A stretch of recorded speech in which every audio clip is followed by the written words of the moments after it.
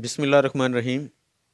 Senate में election रुकवाने की करारदाद पास करवाने का मकसद इलेक्शन के इनेकाद के बारे में बेयकीनी की फ़ज़ा को परवान चढ़ाना है ताकि कौमी इंतखाबात में टर्न आउट को कम से कम रखा जाए और यूं मनपसंद रिज़ल्ट हासिल किया जा सके। अब देख रहे हैं कि कौमी इंतखाबात में अब महज 25 दिन बाकी रह गए हैं, मगर वो गहमा गहमी, वो जल्द से जुलूस और वो कन्वेंसिंग वोटर्स से मेल जोल अभी तक देखने को नहीं मिल रहा है, जिससे अंदाज़ा हो सके कि इंतखाबात मुनक्किद होंगे। इन तमाम कार्रवाइयों का मकसद बददिली और मायूसी को पैदा करना भी है और यूं चौधरी निज़ामुद्दीन अपने उल्लू की बर्तरी और इसकी ताकत को बखूबी मनवा सकता है। N 144 कबीरवाला में भी सूरत हाल जूं की तूं है, सिवाय गमी खुशी के मवाक़ पर जहां मुकामी सियासतदान बदस्तूर और गैर मामूली तौर पर अपनी हाज़िरियों को यकीनी बनाए हुए हैं।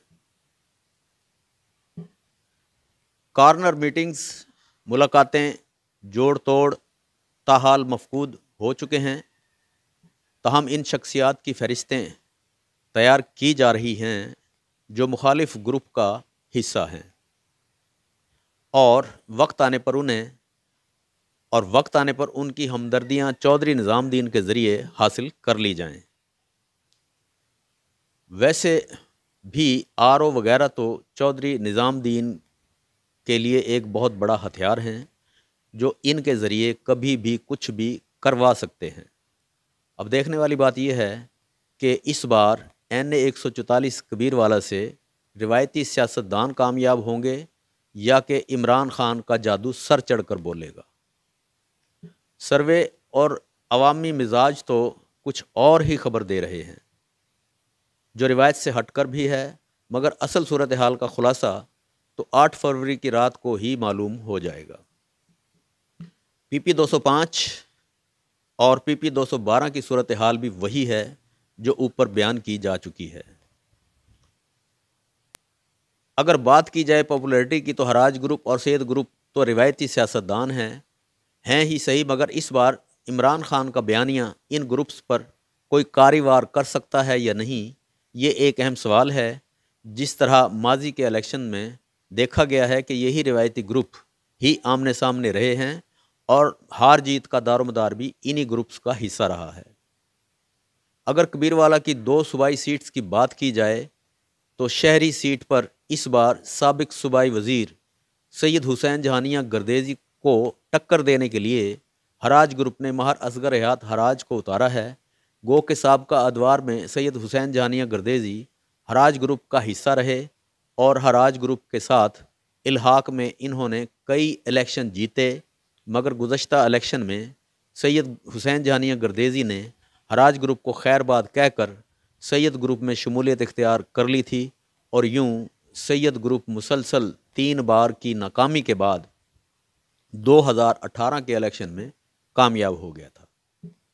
महर असगर हयात हराज पहली बार इस इलेक्शन में हिस्सा ले रहे हैं और यूं अब की बार ऐसा भी हो रहा है कि NA 144 पर बैरिस्टर रज़ा हयात हराज और इसी सीट की 2 ज़ैली सीट्स पर इनके सगे भाई महर अकबर हयात हराज और बैरिस्टर मोहम्मद असगर हयात हराज इलेक्शन लड़ रहे हैं। इसी तरह इस बार सैयद ग्रुप की तरफ से सैयद फ़ख्र इमाम की जगह इसी सीट पर इनके बेटे सैयद आबिद इमाम उम्मीदवार होंगे, तहम इस सीट पर सैयद फ़ख्र इमाम ने भी दरख्वास्त जमा करवा रखी है। बैरिस्टर मोहम्मद असगर हयात हराज धीमे अंदाज और अज्ज़ो इनकसारी में अपना लोहा बनवा रहे हैं और वो हालिया कन्वेंसिंग में अपने भरपूर जौहर भी दिखा रहे हैं। पाकिस्तान तहरीक इंसाफ के देरीना कारकुन शहबाज सियाल के कागजात नामजदगी मुस्तरद हो चुके हैं, जिसके बाद वो अपील में गए हैं और उम्मीद की जा रही है कि उनके कागजात नामजदगी मंजूर हो जाएंगे। मुल्क भर के दीगर PTI उम्मीदवारान की तरह इन पर भी कागजात नामजदगी जमा करवाने के बाद जुल्म और ज़्यादती के पहाड़ तोड़े जा रहे हैं और इस वक्त वो कहीं महफूज मुकाम पर मौजूद हैं اور ان پر بجلی چوری کا مقدمہ بنایا گیا ہے۔ یہ مقدمہ نہ صرف شہباز خان سیال پر بنایا گیا ہے بلکہ ان کے بھائیوں پر بھی الگ سے مقدمات درج کر لیے گئے ہیں۔ شہباز خان سیال اور محمد احسان خان سیال پی ٹی آئی کے امیدوار ہیں، جبکہ محمد احسان خان سیال نے تو قومی نشست 144 پر بھی درخواست دے رکھی ہے۔ یہ پی ٹی آئی کے ڈویژنل عہدیدار بھی ہیں اور پرعزم ہیں کہ پارٹی انہیں اس بار ٹکٹ دے گی، اور ان کے کاغذات قومی اور دونوں صوبائی سیٹس پر جمع ہیں اور وہ منظور بھی ہو چکے ہیں۔ شہباز خان سیال کے کاغذات نامزدگی منظور ہوتے ہی وہ پھر توقع ہے کہ شہباز خان سیال شہری سیٹ اور محمد احسان خان این 144 پر امیدوار ہوں گے۔ بہرحال دیکھتے ہیں کہ ان حلقوں میں پارٹی کیا فیصلہ کرتی ہے، اور محمد احسان نے دعویٰ کیا ہے کہ انہوں نے اپنے کاغذات پارٹی قائدین کے حکم پر ہی کبیروالا سے جمع کروائے ہیں، جو منظور بھی ہو چکے ہیں۔ کبیروالا سے پی ٹی آئی کا امیدوار کون ہوگا، اس کا فیصلہ پی ٹی آئی آنے والے چند دنوں میں کر دے گی۔ ملک بھر کی طرح کبیروالا کی سیاست پر بھی چودھری نظام الدین عرصہ دراز سے حکمرانی کر رہے ہیں۔ گزشتہ الیکشن میں پی ٹی آئی کی قومی سیٹ پر ماہر رضا حیات حراج امیدوار تھے اور سید فخر امام آزاد حیثیت میں حصہ لے رہے تھے، جو الیکشن جیت کر پی ٹی آئی میں شامل ہو گئے تھے، اور یہ دونوں حضرات چودھری نظام الدین کے بندے ہیں۔ گزشتہ الیکشن میں سید فخر امام پر چودھری نظام الدین کے دست شفقت نے انہیں کامیاب کروایا تھا۔ کبیروالا کے دیہی صوبائی حلقے بھی اس بار سید گروپ کے ڈاکٹر سید خاور علی شاہ اور حراج گروپ کے ماہر اکبر حیات حراج کے مابین مقابلہ ہے، جبکہ اس حلقے میں یقیناً پی ٹی آئی کا امیدوار بھی ہوگا۔ کبیروالا میں قومی کا 1 اور صوبائی کے 2 حلقے ہیں۔ کبیروالا کی آبادی 10 لاکھ نفوس سے زائد پر مشتمل ہے، جبکہ ووٹرز کی تعداد 4,63,649 ہے۔